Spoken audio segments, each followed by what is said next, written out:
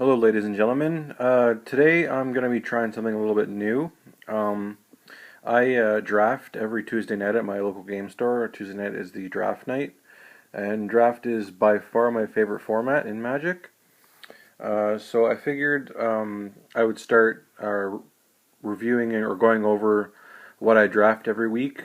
So when I draft on Tuesday night, on Wednesday I'll make a video about how my draft went. And so this, I guess, is episode 1 of my draft Tuesday night draft review. So without further ado, as you can see, I drafted black-white vampires last night. Um, Starting off, my pack 1 pick 1. Sorry for the light, by the way. It's pretty crummy weather today, and I couldn't really turn the ceiling light on without having really bad glare, so hopefully you guys can see okay. My first pack, pick 1, was Sanctum Seeker, the 2 black, 2 colorless, 3/4. And whenever vampire you control attacks, each opponent loses 1 life and you gain 1 life. He ended up being ridiculously good for me because I ended up getting a really good vampire pool. Vampires was pretty much wide open. As you can see, we'll start things off at the 1 drop. 1 vampire is Yale main board. And then I got 3 Bishop Soldier, the 2/2 for 2 with lifelink. I ended up actually drafting 3 of the Legion Conquistador, which is the Squadron Hawk type guy. I only ran 2 in the main board. I needed to make cuts. It was really tight, but I ended up cutting them because they're basically filler. You know, they're 2/2 for 3 that can fetch up another guy, but the Legion Conquistadors were the first thing that I sided out in every match. Next up, pack 2, I think it was like pick 3 or 4, I ended up getting the Maverin Fane, who is the guy, whenever 1 or more non-token vampires you control attack, create a 1/1 vampire with lifelink. I also got 1 Skymarch Bloodletter. He's good. He drains the opponent for 1, and he's a flyer, which is important for getting through those last few bits of damage. For removal, I had 1 Legion's Judgment and 2 Vanquish the Weak. I got 2 Queen's Commissions to put out some 1/1 lifelinkers. For force, in my 4 slot, I got 1 Call to Feast, puts out 3 1/1s. Ixalan's Binding for a little bit more removal. My other 4-drop creature was the Paladin, who puts out 1/1, again, a 1/1 with lifelink. This was very much a go-wide strategy. Basically, fill the board with as many vampires as possible, because my 5 slot, I had 2 Bishop of the Bloodstained. This guy, I top decked him in round 2 and round 3, and he won me the game both times because I had 4 and 5 vampires on the field. And just the immediate life loss is brutal when you've built up a decent board state. So yeah, other than that, I had 2 Bishop of the Bloodstained and 2 of the Anointed Deacons, the one that pumps the vampire by 2 power at the beginning of combat. Really good when you're running all the little lifelink guys. Making my 1/1 lifelinkers into 3/1s was pretty good.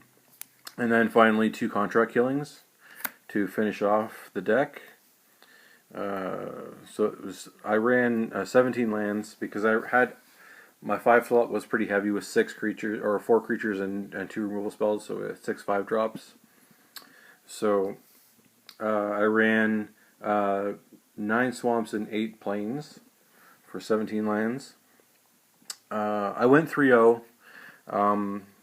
I lost 1 game the whole night in round 2 because of a mana screw. I kept a 2-land hand with 2 swamps. I drew nothing but white spells, and I did not draw single planes. And I was facing a mono-red Pirates aggro deck, so the game was over pretty quick. I actually, in game 3 of that round, I had the nuts draw. I had about 5 or 6 1/1 lifelinkers out.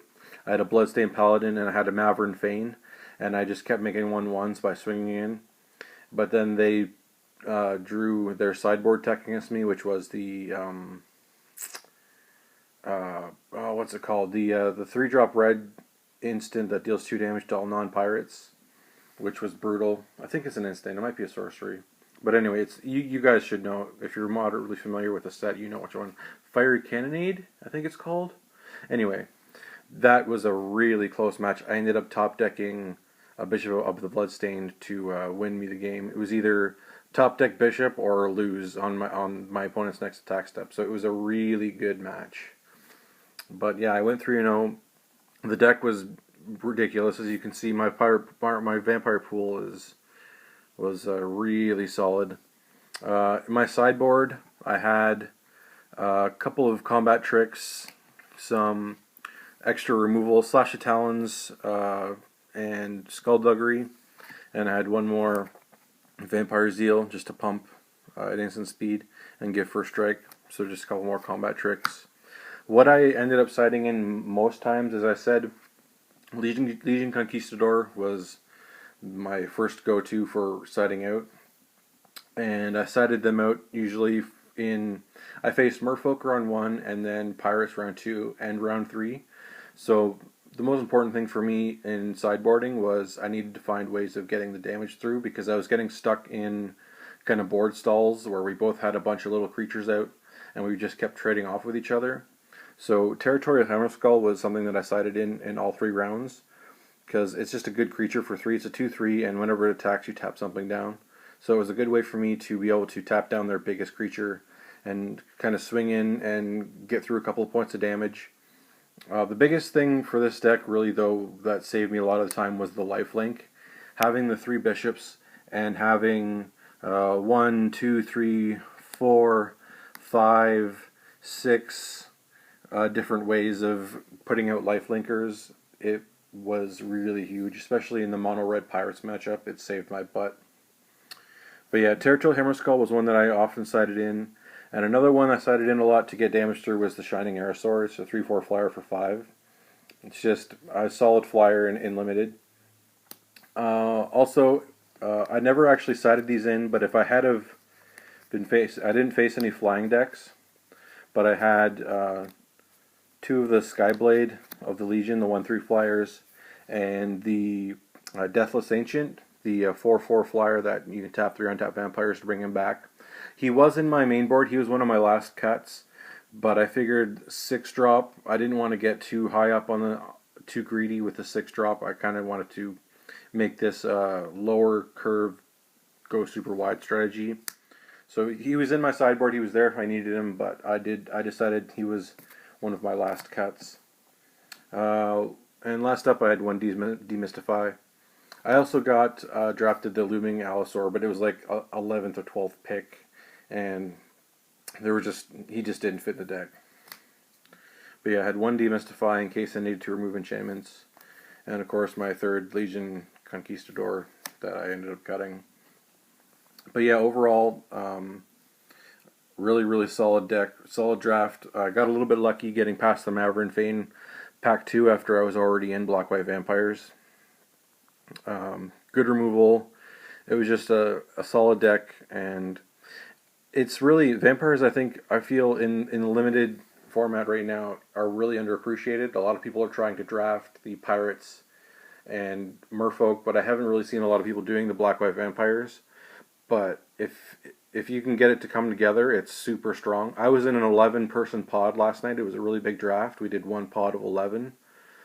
So I was really surprised that I seemed to be the only person going for vampires. I saw 4 different people doing pirates at least, and a couple of merfolk.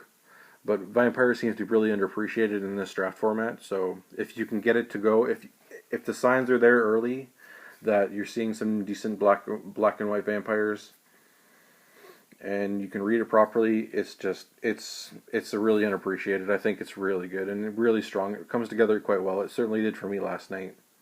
So yeah, that just about does it for this draft review. You'll be seeing more of these in the future. As I said, draft is my favorite format, and I do it every week. So feel free to comment below what you think of the deck, or any experiences you've had with the drafting format so far for Ixalan. If you haven't subscribed yet, please do. And if you like this video, please put a like on it. And thank you very much for watching, and I'll talk with you again real soon.